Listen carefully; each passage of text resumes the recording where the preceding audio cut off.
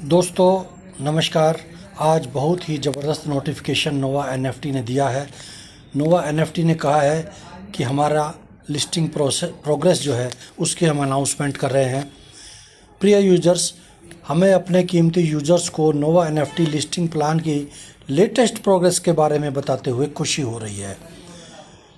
SEC registration पूरा हुआ। 17 अप्रैल नोवा NFT ने यूनाइटेड स्टेट्स में नैस्डैक को अपना SEC रजिस्ट्रेशन एप्लीकेशन सबमिट किया। सबमिशन में बिजनेस का डिटेल्ड डिस्क्रिप्शन, 3 साल के ऑडिट, फाइनेंशियल स्टेटमेंट और दूसरे सभी डॉक्यूमेंट शामिल थे, जिनमें से सभी को अप्रूवल मिल गया है। दोस्तों पूरा वीडियो देखना। आगे मैं वीडियो में बताऊंगा कि ये क्या झूठ बोल रहे हैं या फ्रॉड है। इनकी गूगल वेरिफिकेशन, मेटा AI से जो मैंने वेरिफिकेशन की है वो भी बताऊंगा, इसलिए वीडियो में पूरा बने रहें। कॉरपोरेट गवर्नेंस और बोर्ड बनाना। 1 मई से नोवा एनएफटी ने ऑफिशियली अपना बोर्ड ऑफ डायरेक्टर और शेयर होल्डर ग्रुप बना लिया है। साथ ही लिस्टिंग एप्लीकेशन और corporate governance certificate document submit कर दिए हैं।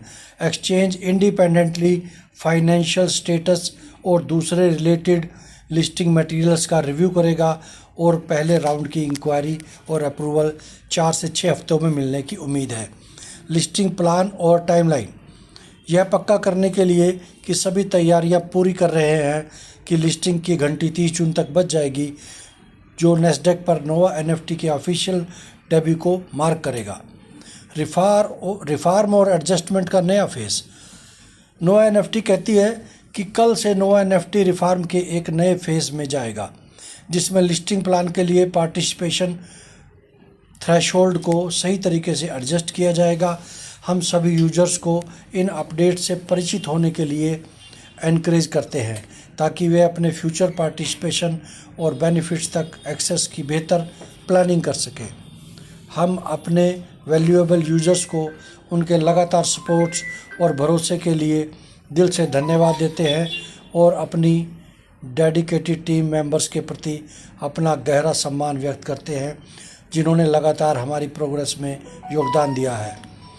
यह सभी की कोशिश और कमिटमेंट से ही नोवा एनएफटी अपने लिस्टिंग प्लान को लगातार आगे बढ़ा सकता है। दोस्तों मैंने गूगल से वेरीफाई करने के लिए यह पूछा कि क्या नोवा एनएफटी ने नैस्डैक में लिस्टिंग के लिए अप्लाई किया है, तो गूगल का जवाब था कि हाँ, नोवा प्लेटफॉर्म ने 2026 की दूसरी तिमाही में Q2 में नैस्डैक पर IPO के माध्यम से सूचीबद्ध होने के लिए योजना बनाई है। यह एक ब्लॉकचेन आधारित NFT ट्रेडिंग पारिस्थितिकी तंत्र है, जो अपनी सेवाएं ट्रेजर NFT से नोवा प्लेटफॉर्म में स्थानांतरित कर रहा है और ब्लैक रॉक के निवेश के बाद से अपनी गतिविधियों का विस्तार कर रहा है। इन्होंने प्लान बताया है, समय रेखा बताई है, लक्ष्य और भागीदारी यह बताया है। साथ में नोट दिया है कि कृपया यह ध्यान रखें कि 2026 में नैस्डैक पर नोवा मिनरल लिमिटेड के रूप में एक अलग कंपनी भी सक्रिय रूप से कारोबार कर रही है, जो खनन के क्षेत्र से जुड़ी है। लेकिन ऊपर लिखी बातें नोवा एनएफटी प्लेटफॉर्म से अलग हैं। और इन्होंने एक वार्निंग दी है।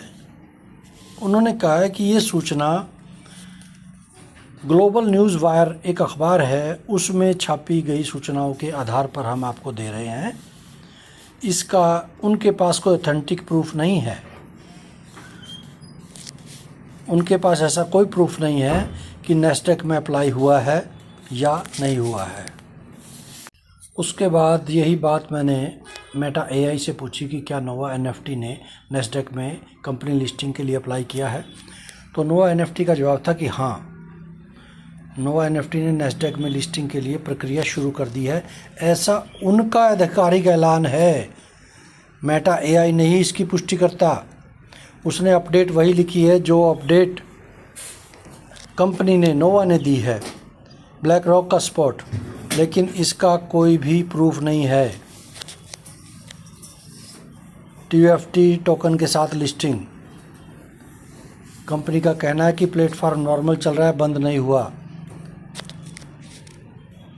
अभी विड्रॉल ना हो पाना लिस्टिंग से पहले की कंप्लायंस रिव्यू स्टेज की वजह से है, कोई दिक्कत नहीं है। फाइनल डिसीजन SEC का होगा, SEC का होगा। अभी तक नैस्डैक लिस्टिंग और रजिस्ट्रेशन स्टेटमेंट की इफ़ेक्टिवनेस पर कोई फाइनल डिसीजन नहीं हुआ है। साथ में उन्होंने लिखा है कि ध्यान दें, ये जानकारी नोवा NFT के खुद के अनाउंसमेंट से है।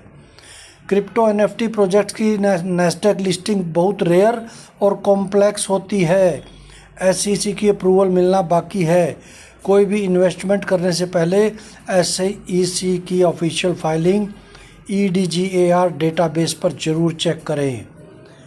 दोस्तों, नोवा NFT ने जो कहा है उसी के बेस पर सभी AI टूल्स और गूगल बोल रहा है, जबकि इसका कोई प्रूफ अभी तक नहीं आया है कि कंपनी की लिस्टिंग होगी या नहीं होगी। तो ये आज की डेट में ये फ्रॉड भी कर सकती है, पोंजी स्कीम भी हो सकती है, जो आपसे $60 इकट्ठे किए जा रहे हैं, उसके बाद $10 जमा करा के 20 आपको वापस दिए जा रहे हैं, $70 आपसे ले करके 20 वापस दे रहे हैं, 50 का फ़ायदा कंपनी को हो रहा है।